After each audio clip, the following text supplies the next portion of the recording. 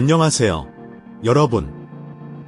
오라클 파크의 사무라이 이정후, 시속 160km 도살자에 맞서 살을 찢고 샌프란시스코를 화산처럼 폭발시킨 운명의 한방. 8월 10일 밤 샌프란시스코 오라클 파크. 찬란한 조명이 전장을 비추고 샌프란시스코만에서 불어오는 바람이 뺨을 차갑게 스친다. 하지만 워싱턴 내셔널스 쪽에 치우친 전광판의 숫자만큼 냉혹한 것도 없다. 자이언츠는 벼랑 끝에 몰려 있었다. 경기는 9회로 접어들고 관중석의 응원은 마치 수만 개의 심장이 일제히 고동치는 듯했다.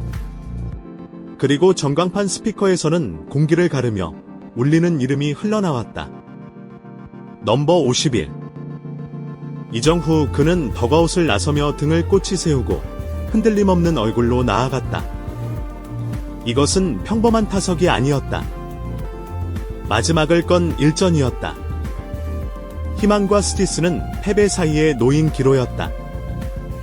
그의 앞에는 워싱턴의 냉혈한 투수호의 페레르가 서 있었다. 시속 160km에 가까운 악명 높은 싱커를 던지는 강속구 투수. 수많은 강타자들을 무너뜨린 강력한 무기. 페레르는 눈을 좁히며 석양 아래 결투를 기다리는 카우보이처럼 이정후를 정면으로 응시했다. 첫 번째 공 97마일 바깥쪽을 파고드는 탄환 같은 싱커. 이정후는 배트를 들지 않은 채 궤도를 예리하게 읽었다. 두 번째 공 99마일. 페레르는 결정구를 던지려는 듯 구속을 더 올렸다. 관중들은 숨을 죽이며 지켜봤다. 세 번째 공 또다시 99마일. 보통의 타자라면 흔들릴 순간. 그러나 이정후는 달랐다. 그리고 마침내 운명의 한순간 딱배트와 공이 맞부딪히는 소리가 샌프란시스코의 밤하늘을 갈랐다. 힘으로 밀어붙이는 스윙이 아닌 절묘하고 영리한 타구공은 3루 방향 사각지대로 굴러갔다. 워싱턴 수비 시프트의 빈틈이었다. 그 순간 경기장은 열광의 도가이가 되었다. 팬들이 일제히 자리에서 일어나 소리를 지르고 일부는 얼굴을 감쌌다. 이정후는 번개처럼 일로를 향해 전력 질주했다. 세이프 내야 안타. 관중석에서는 그의 이름이 연이어 외쳐졌다. 펜스 앞에서 손을 마주치는 팬들, 스마트폰을 들어 역사적인 장면을 담는 사람들. 해설자는 목이 터져라 외쳤다. 이정후가 해냈습니다. 내셔널스의 강속구 괴물을 제압했습니다. 하지만 이 장면의 진짜 전율은 단순한 안타가 아니었다. 그 상황 자체였다. 자이언츠가 절망에 빠져 있을 때 그는 마치 전장의 중심으로 뛰어든 장군처럼 나섰다. 단 한 번도 눈을 돌리지 않았다. 그 타구는 단순한 1점을 넘어서 하나의 상징이 되었다. 시속 160km의 투수 앞에서도 진정한 전사는 침착함과 지혜, 강인한 심장으로 승리할 수 있다는 걸 보여줬다. 경기는 2대4로 종료되었지만 오라클 파크는 그날 밤을 잊지 못할 것이다.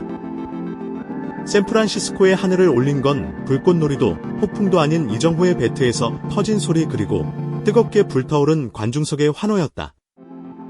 시속 159km 싱커를 공략하며 8경기 연속 안타를 이어간 이정후가 호수비까지 펼쳤지만 자이언츠는 내셔널스의 2대4로 아쉽게 패했다.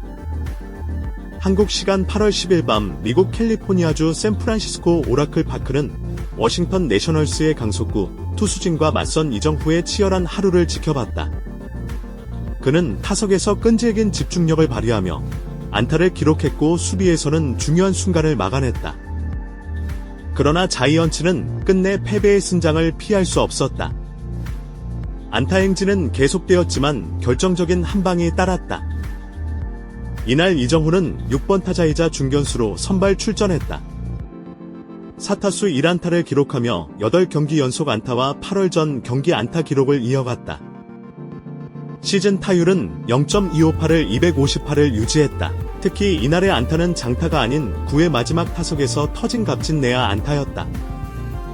자와노의 페레르를 상대로 이정후는 시속 97마일의 싱커와 99마일 2개를 연달아 상대했다. 세 번째 공을 가볍게 밀어쳐 워싱턴의 3루수가 비워둔 지점을 정확히 공략했다. 결과적으로 공은 내야에서 멈춰섰고 안타로 기록되었다. 시속 159km 강속구를 상대하는 치열한 승부. 이정후는 경기 내내 강속구 투수들과 맞다.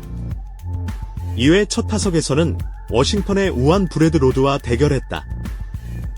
로드는 최고 시속 99마일의 강속구를 던졌다. 이정후는 두 차례 헛스윙으로 0대1이한 카운트에 몰렸다. 5부째 시속 86마일의 슬라이더가 가운데로 들어왔고 3루 땅볼로 물러났다. 4회 1-4-2로 찬스에서도 시속 95마일의 싱커가 바깥쪽에 형성됐다. 이정후는 이를 끌어당겨 쳤지만 1루 땅볼에 그쳤다.